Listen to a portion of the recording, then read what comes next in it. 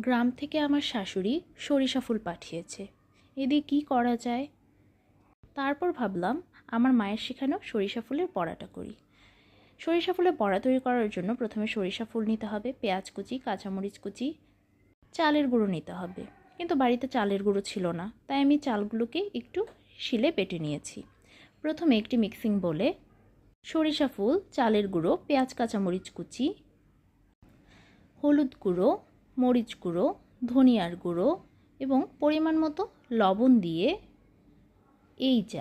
ভাজা জিরার গুঁড়ো ব্যবহার করেছিলাম। ভাজা জিরার গুঁড়ো দিয়ে এবং আদা রসুন বাটা দিয়ে খুব ভালোভাবে মিক্স করে নিতে হবে।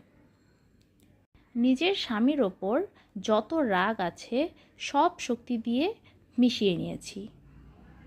খুব ভালোভাবে মিক্স করে নেওয়া হয়ে গেলে ছোট ছোট বল বানিয়ে তেলে ভেজে নিব। আমার ভিডিও ভালো লেগে থাকলে লাইক, কমেন্ট এবং শেয়ার করবেন।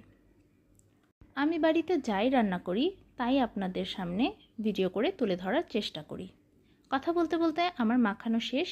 দেখতেই পাচ্ছেন এভাবে ছোট ছোট বড়ার শেপে আমি তেলে দিয়ে দিলাম। এপিট ওপিট বাদামি করে ভেজে নিলেই রেডি মজাদার সরিষা ফুলের বড়া।